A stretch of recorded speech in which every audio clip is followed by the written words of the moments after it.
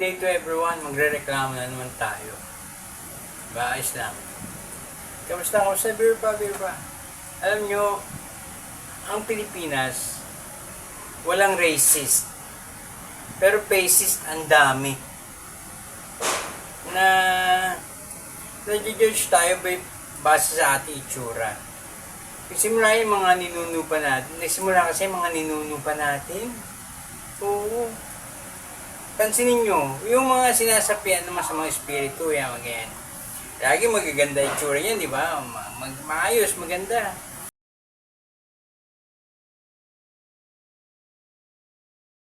Pag nasapian ng masamang espiritu yan, pumapangit.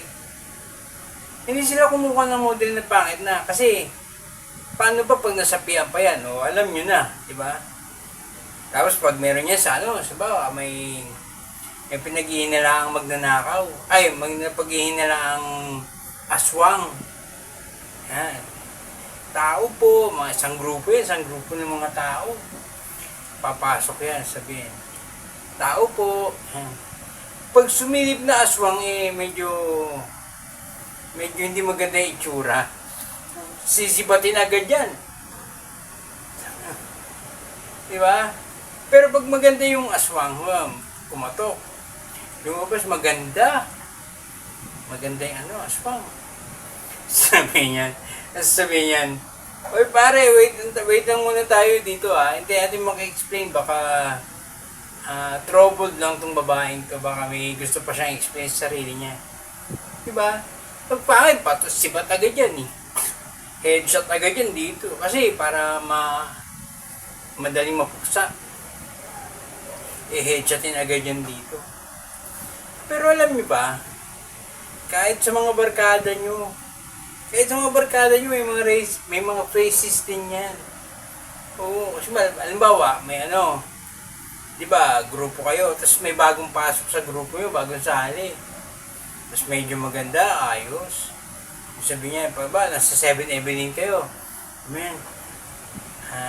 Gusto nyo ipabot naman ng tubig, magbabayaran ko na. Ang iaabot dyan, yung pinakamahal na tubig, pinakamapormal na tubig, basta lahat pinakamaganda para sa'yo.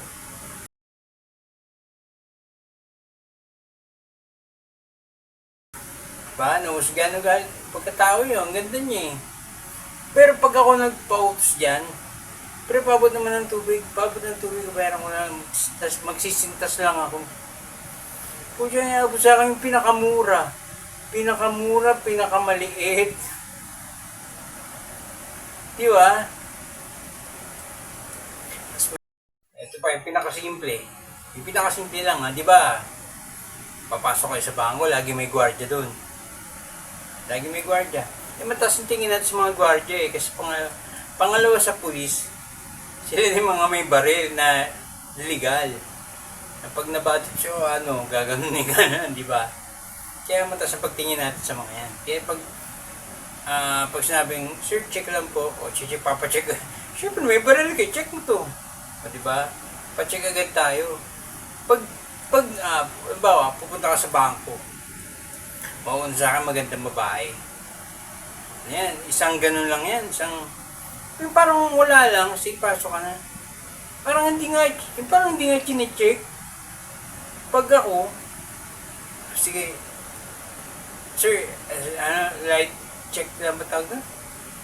Basta check ka lang daw, pero kinakapkapan ako, siguro ang inisip niya, masamang loob ako Tapos pag nasa loob na ako, dadaan, syempre, nararamdaman ko yung mata niya, nakaganon sa akin Sinusundan ako ng tingin. Kala mo naman Pero, mandatory nila yung parang trabaho nila ganun talaga dahil gawin nila.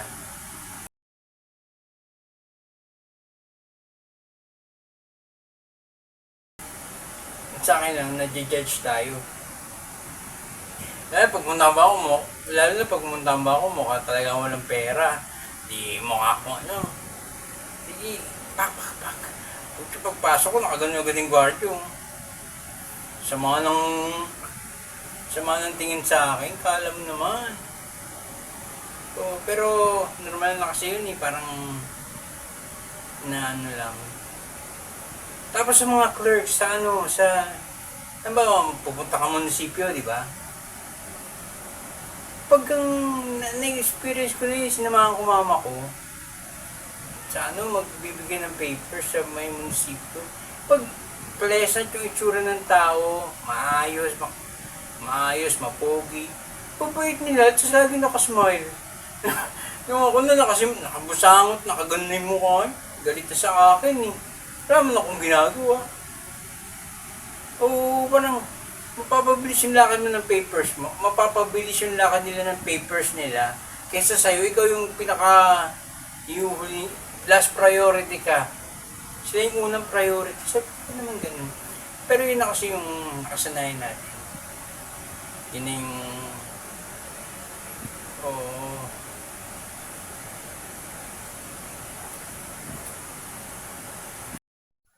Madami akong faces na nakikita sa buong mundo. Yung, sa Pilipinas na pala. Yung marami akong faces na-encounter. Pero, hindi naman kasi sa akin papor, kaya pabayaan mo na lang. Ganun yung norms eh. Kaya natin mababago yung mga yan. Kaya pag may nagsungit sa yung empleyado ng gobyerno, smile ka na lang.